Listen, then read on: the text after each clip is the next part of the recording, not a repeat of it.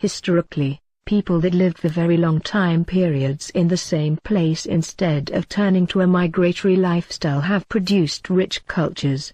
This is the case of the Romanian people, which today exhibit one of the richest cultures and folklores on the planet, with only people such as the more numerous Chinese living on a larger area coming anywhere near the amazing diversity of the one found in areas inhabited by Romanians in Europe. As shown by the experiences of people who have attempted it in the past, a lifetime is literally not enough to know everything there is to know about any of the areas we will talk about here. Centered around a core set of values, symbols, styles and traditions shared by all, each geographical area has branched out over the ages with its unique style, and within these areas individual counties, cities and villages have developed their own local cultures. Famous rivalries continue to persist between these geographical areas, counties and villages. These local and regional cultures all share similarities which trace their roots very far back in time and are a testament to the resilience and continuity of the Romanian people. For example, the clothes of a Romanian peasant painted in the 19th century look identical in every way to the Dacian ones we have seen in the previous videos. Those costumes were still worn casually by Romanians at the dawn of World War II, including the famous Dacian shoes, called a pincă.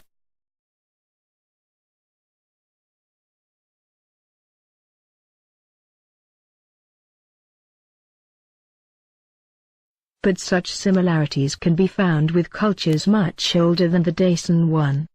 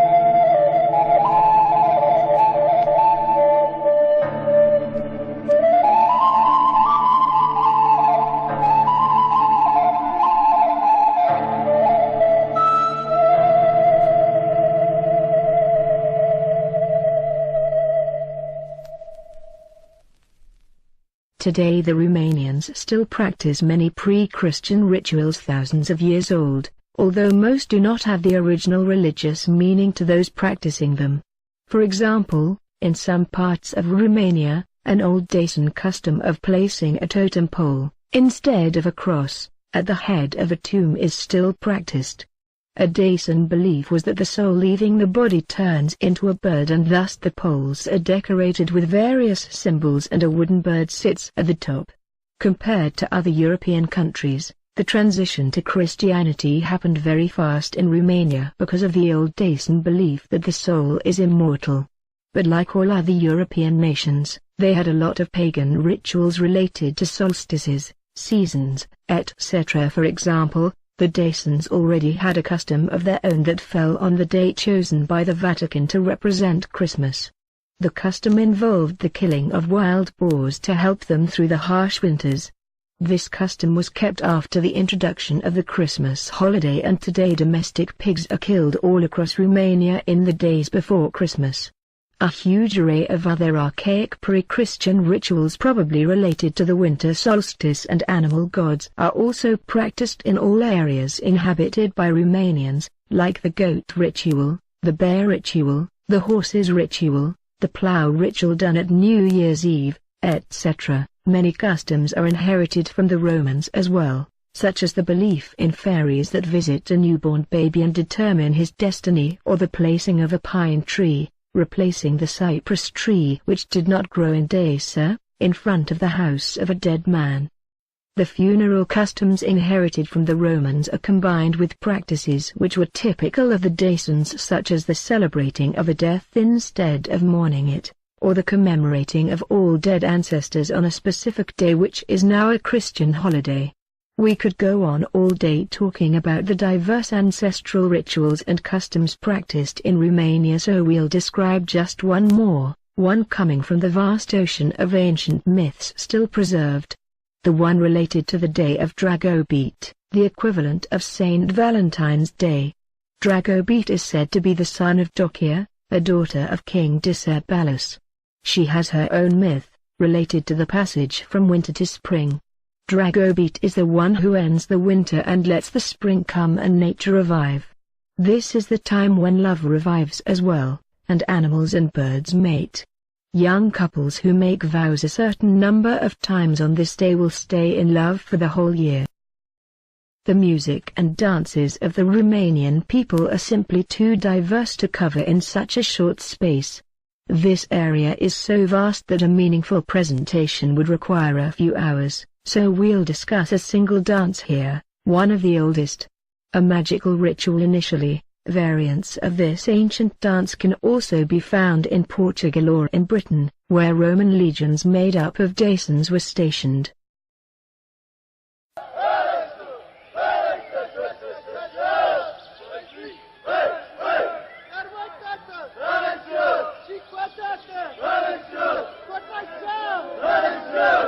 Performed in the Alt region of southern Romania, the Calus ritual dance also formed part of the cultural heritage of the Vlachs of Bulgaria and Serbia.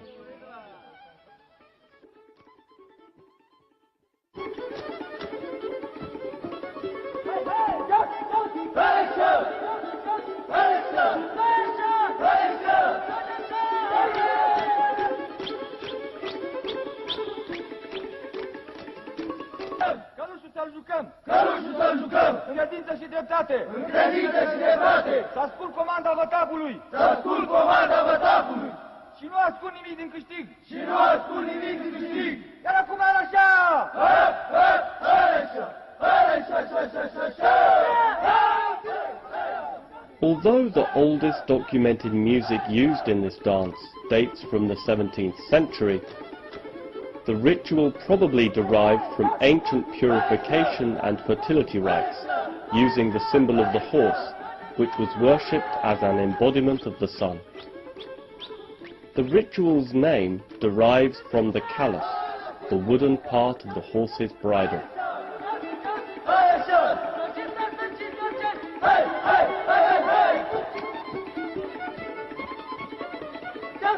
The callus ritual features a series of games, skits, songs and dances, and was enacted by all-male Kalusari dancers to the accompaniment of 2 violins and an accordion. Groups of Kalusari dancers, sporting colourful hats, embroidered shirts, and trousers adorned with small jingling bells, perform complex dances which combine stamping, clicking of the heels, leaping, and swinging of the legs. According to tradition, groups of dancing and chanting Kalusari, who are thought to be endowed with magical healing powers, went from house to house, promising good health and prosperity to villagers. Young men used to be initiated into the ritual by a vata, or master, who had inherited the knowledge of death canteche, or magic charms, and the dance steps from his predecessor.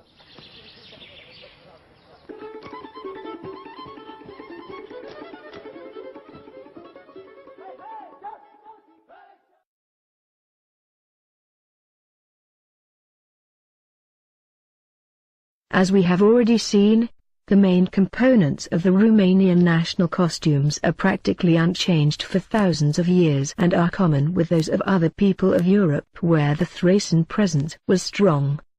These costumes were worn up to the 20th century when they started being worn mostly on special occasions and then stopped being used altogether after World War II. These costumes show the same explosion of diversity as all other areas of the Romanian popular culture.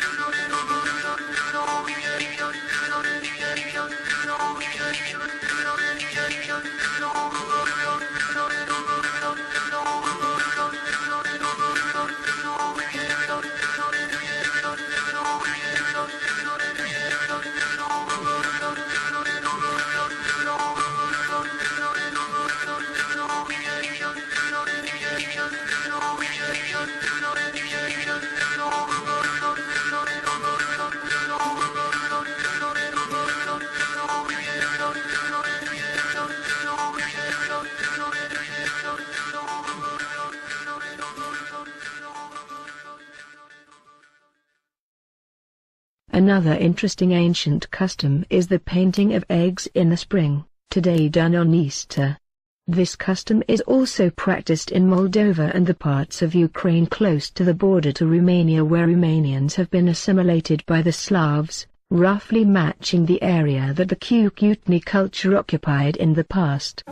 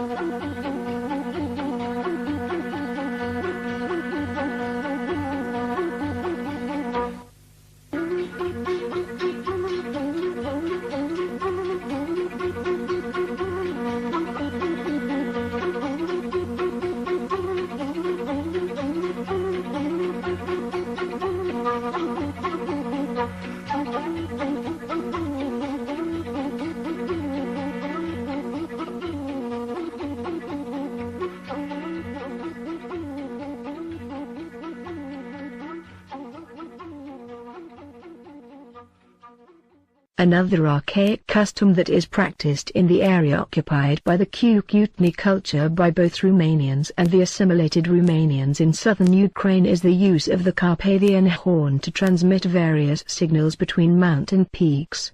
This instrument is thought to date back to the Thracian shepherds. Variants of this instrument were used in all parts of Romania in the past and not just by mountain shepherds. For example, it was used to transmit signals in battle by various Romanian commanders during the Middle Ages.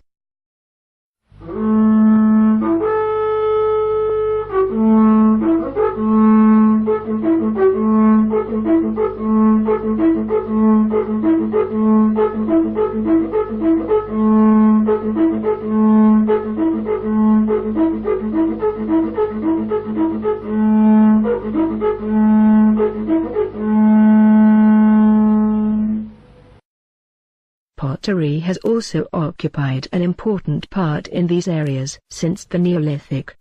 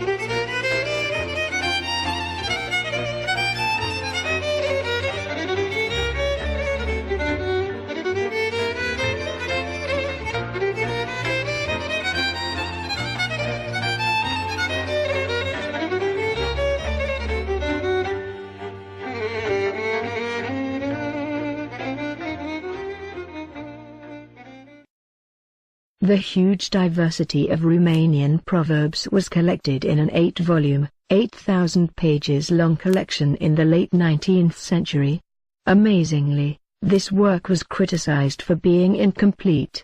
It would take an English literary genius to preserve the simplicity and rhymes of these proverbs while translating them into English, so I will just post a few of my favorites here.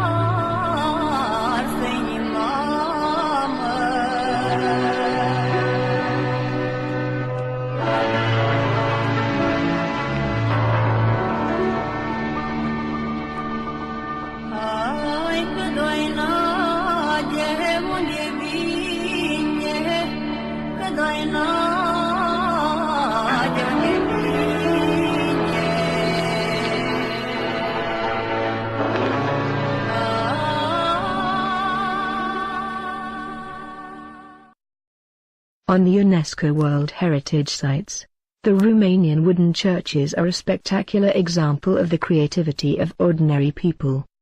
These were built all over Romania, but more in Transylvania, where the German, Hungarian and later the Austrian occupiers would not let the Romanians build stone buildings for centuries. Some of these churches resemble wooden churches built in the Scandinavian peninsula.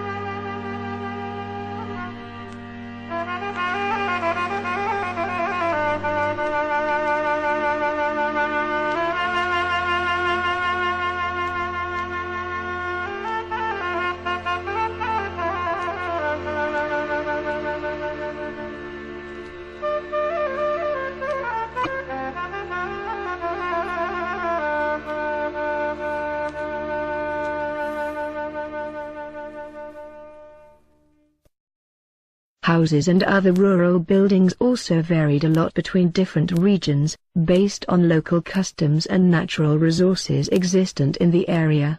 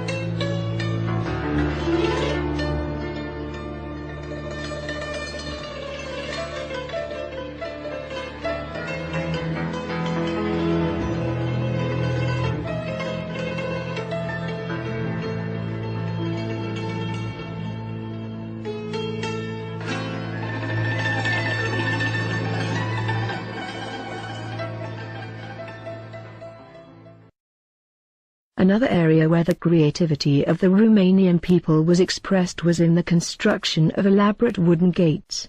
This custom was specific mostly to mountainous areas where wood was plenty and was also preserved in a small region inhabited by Romanians that were forced to adopt the Hungarian language in the past.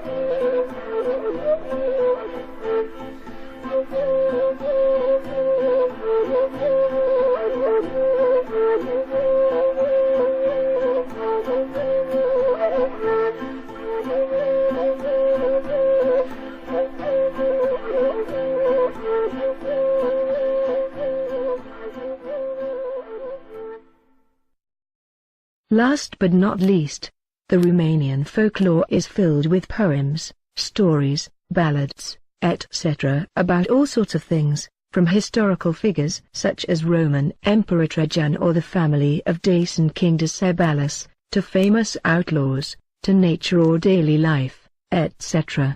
Some of these are simply masterpieces which put most professional poets to shame. We will now listen to one of these peasant ballads, and this will end this presentation. What we've seen here is the tip of the iceberg, of course, but it should give you an idea about the way of life of the simple Romanian people throughout history.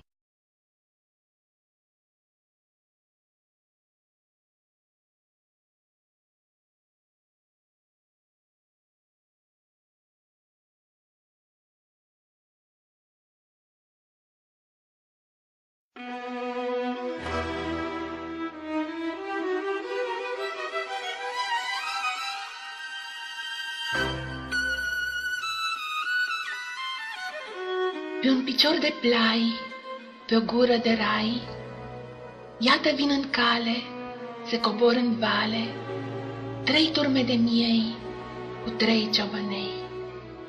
Unul-i moldovean, unul-i ungurean și unul-i vrâncean.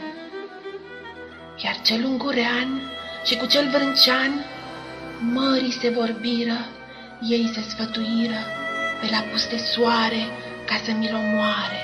Pe cel moldovean, că-i mai ortoman și are oi mai multe, mândre și cornute, și cai învățați și câini mai bărbați. Dar cea mioriță, cu lână plăviță, de 3 zile încoace, gura nu-i mai tace, iarba nu-i mai place. Mioriță, laie, laie, bucălaie, de 3 zile încoace, gura nu-ți mai tace, ori iarba nu-ți place, ori ești bolnăvioară, drăguță mioară. Drăguțule bace, dă-ți oile încoace, la negru zăvoi, că iarbă de noi și umbră de voi. Stăpâne, stăpâne, îți cheamă și un câine, cel mai bărbătesc și cel mai frățesc, că la pus de soare vreau să mi t-omoare baciul ungurean și cu cel vrâncean. Oiță bârsană, de ești năstrăvană și de-a fi să mor în câmp de mohor, să spui lui vrâncean și lui ungurean ca să mă îngroape aici pe aproape, în strunga de oi, să fiu tot cu voi, în dosul stânii să-mi aud câinii, astea să le spui, iar la cap să-mi pui fluieraș de fag, mult zice cu drag, fluieraș de os, mult zice duios, fluieraș de soc, mult zice cu foc. Vântul când abate, prin ele a răzbate, și oile s-or strânge, pe mine mor plânge, cu lacrimi de sânge. Iar tu de omor să nu le spui lor, să le spui curat, că m-am însurat cu o mândră grăiasă, a lunii mireasă, că la nunta mea a căzut o stea, soarele și luna mi-au ținut cu nuna, brazi și păltinași i-am avut nuntași, preoți, munții mari, păsări lăutari, păsărele mii și stele făclii. Iar dacă-i zări, dacă-i întâlni, măicuță bătrână, cu brâul de lână, din ochi lăcrimând, pe câmp alergând și la tot zicând, cine a cunoscut, cine mi-a văzut, mândru ciobănel, tras printr-un inel, fetișoara lui, spuma laptelui, mustăcioara lui, spicul grâului, perișorul lui, pana corbului, ochișorii lui, mura câmpului. Tu, mioara mea, să te înduri de ea și spune curat că m-am însurat. Cu o fată de crai, pe o gură de rai, iar la cea măicuță să nu-i spui, drăguță, că la nunta mea a căzut o stea, că am avut nuntași, brazi și păltinași, preoți, munții mari, păsări lăutari, păsărele mii și stele făclii.